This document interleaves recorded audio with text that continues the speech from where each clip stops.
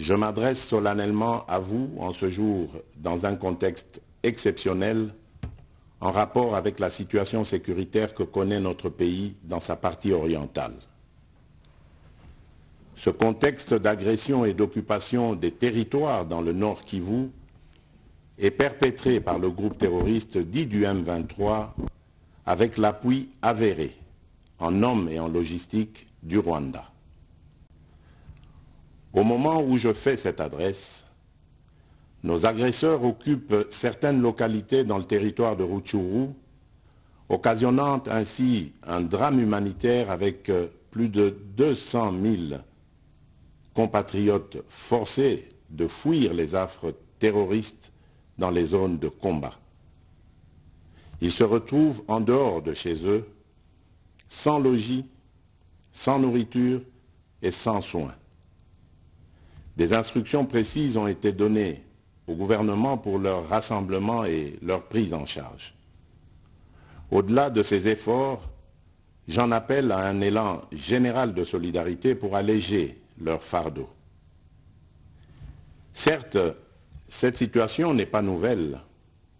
En effet, depuis plusieurs décennies, des groupes armés nationaux et étrangers écument l'est de notre pays en y commettant des atrocités innombrables sur fond d'exploitation illégale de nos ressources naturelles. C'est ainsi qu'à l'occasion de mon avènement, j'avais été amené à prendre l'engagement devant la nation de rétablir au cours de mon mandat la paix et la sécurité là où elles sont compromises et de les consolider là où elles existent. Sitôt dit, sitôt fait, j'ai sans délai et de bonne foi commencé à développer, notamment avec tous nos 9 pays voisins, une diplomatie de proximité en vue d'établir avec eux des relations de coopération franches, transparentes et de caractère gagnant-gagnant. Avec l'Ouganda, par exemple, nous sommes allés jusqu'à décider de mutualiser nos forces armées afin de combattre ensemble la nébuleuse des ADF, une milice d'origine ougandaise qui cependant n'opère que dans le Nord Kivu. Et aussi, nous avons lancé 2 projets de construction de routes transnationales. Avec le Rwanda, un mémorandum d'entente a été signé dans le commerce de l'or avec une entreprise nationale. Une ligne aérienne a été ouverte à la compagnie nationale rwandaise dans notre pays et un accord de non-double taxation a été signé. Malgré cela, ce pays va nous surprendre en réactivant les terroristes du M23. Alors qu'il avait été défait par les armes en 2013, le M23 va refaire surface en prenant notre armée à court, notamment à Bunagana, cité qu'il occupe depuis le 13 juin 2022.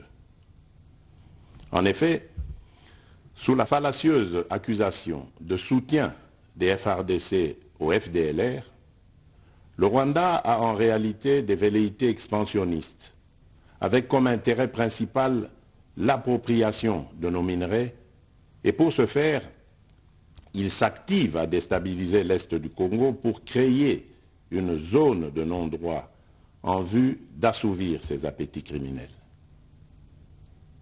Pour faire face à cette situation, 2 options s'offraient à nous, la diplomatie ou la guerre.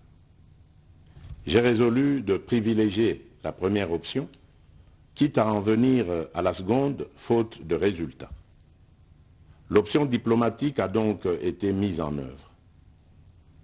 C'est ici l'occasion pour nous de rappeler que notre attachement à la recherche de la paix par des voies pacifiques n'est aucunement un signe de faiblesse, moins encore un aveu d'une incapacité de notre pays à s'inscrire dans une logique de guerre totale contre tous ceux qui continuent à abuser de notre patience, mais plutôt une expression de notre culture de paix et de notre identité légendaire de peuple hospitalier. C'est ainsi que dès le 20 juin 2022, j'ai pris part aux travaux du 3e conclave des chefs d'État membres de la Communauté d'Afrique de l'Est à Nairobi, au Kenya, qui avait comme l'agenda l'examen de la situation sécuritaire dans l'est de notre pays. À l'issue de ce forum, les dirigeants des pays membres de la communauté d'Afrique de l'Est sont tombés d'accord sur le déploiement d'une force régionale pour imposer la paix dans l'est de la République démocratique du Congo. Le sommet a appelé à une cessation immédiate de toutes les hostilités à l'est de notre pays et a demandé à tous les groupes armés, tant étrangers que locaux, à déposer les armes immédiatement et sans condition et à s'engager dans le processus politique. Le 6 juillet 2022, j'ai accepté de rencontrer à nouveau le président du Rwanda, cette fois à Luanda, sous l'égide du président João Lourenço, sous couvert de la conférence internationale des régions des Grands Lacs africains, la CIRGL. Il en est sorti une feuille de route qui stipule entre autres objectifs normaliser les relations politiques et diplomatiques entre la République démocratique du Congo et le Rwanda. Et pour y parvenir, la première action retenue, arrêt des hostilités et retrait du M23 des positions occupées conformément au communiqué final de Nairobi. Une fois de plus, aucune avancée sur le terrain de la paix attendue par notre population n'a été observée.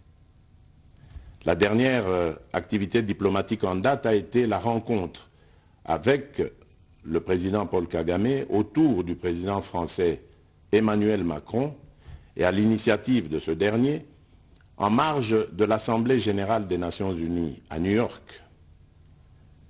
Ici également, pour l'essentiel, il a été acté le principe d'un cessez-le-feu immédiat et du retrait inconditionnel du M23 des positions qu'il occupe, toujours sans résultat tangible sur le terrain. Mes chers compatriotes, comme vous pouvez le constater, malgré notre investissement et les efforts fournis dans cette optique, la paix et la sécurité ne sont pas au rendez-vous. Garant de l'indépendance, de l'unité nationale et de l'intégrité territoriale, je réitère mon engagement constitutionnel de défendre la patrie jusqu'au sacrifice suprême.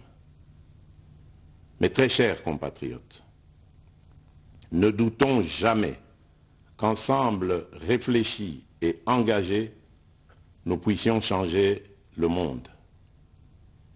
À vous, nos vaillants soldats, vous qui avez pris l'engagement de servir sous le drapeau, je vous invite ici au sens élevé du patriotisme en ce temps particulièrement exceptionnel de notre histoire, de défendre notre pays, de protéger l'intégrité de son territoire et d'assurer la sécurité des Congolaises et des Congolais contre toute agression ou attaque d'où qu'elle vienne.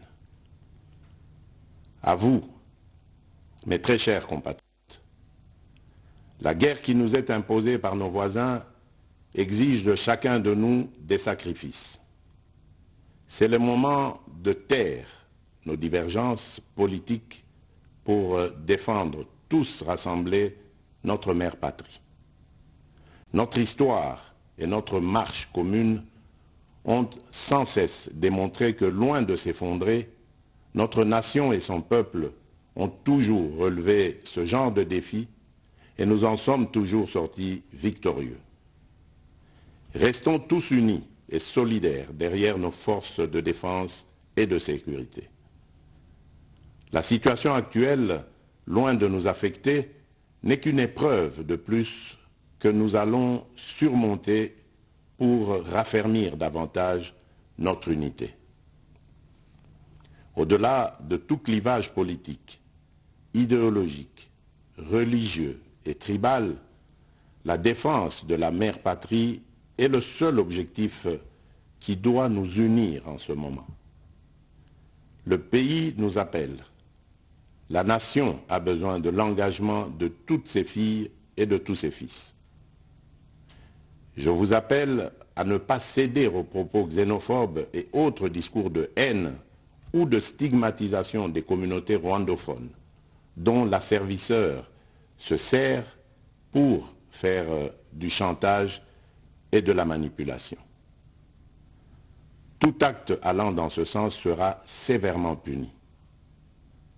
En réponse à la forte demande de la jeunesse, j'invite celle-ci à s'organiser en groupe de vigilance en vue d'appuyer et d'accompagner et de soutenir notre forces armées, nos forces de défense dans l'accomplissement de leur noble mission. C'est ici l'occasion de mettre en garde tous les traîtres civils ou militaires et autres brebis galeuses qui servent les intérêts de l'ennemi. Ils seront exposés à la rigueur de la loi en ayant le juste châtiment que mérite ce genre de comportement.